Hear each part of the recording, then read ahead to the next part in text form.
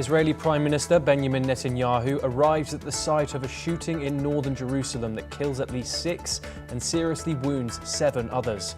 Police say 2 gunmen opened fire at a bus before being neutralized as ambulance crews rush victims to hospitals. Spain says it strongly rejects Israel's accusations of anti-Semitism after Prime Minister Pedro Sanchez announced 9 measures against Israel over the war in Gaza. Madrid condemns Israel's entry ban on 2 Spanish ministers and vows it will not be intimidated in defending peace and human rights. Israeli Defense Minister Israel Katz warns Hamas to release hostages and lay down arms or face the destruction of Gaza and its own annihilation.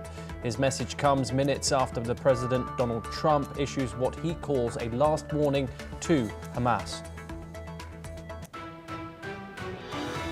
UN nuclear watchdog chief Rafael Grossi says talks with Iran on fully resuming inspections have made progress, but time is running out.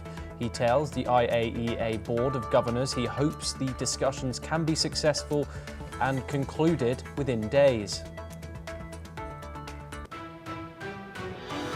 South Korean Foreign Minister Cho Hyun travels to the United States to address the fallout from the mass arrest of Korean workers in Georgia.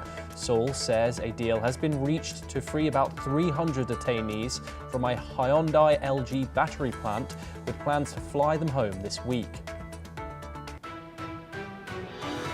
Ukrainian President Volodymyr Zelensky says he supports US tariffs on countries continuing trade with Russia, calling the idea right in an interview with ABC News.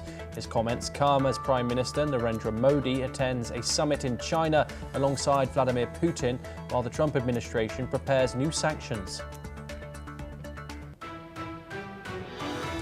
At least 14 people are killed and dozens are injured in Nepal as Generation Z-led protests against a social media ban erupt into clashes with police in Kathmandu. Authorities defend the crackdown, saying the ban on Facebook, X and YouTube is needed to combat fake news, hate speech and fraud. An Australian woman, Erin Patterson, is jailed for life with a 33-year minimum for murdering 3 relatives and trying to kill another with a toxic mushroom meal. The judge calls the 2023 poisonings the worst category of crime, noting her elaborate cover-up and failed attempts to poison her husband. Now for our top story, we head to the Middle East, and Israeli Prime Minister Benjamin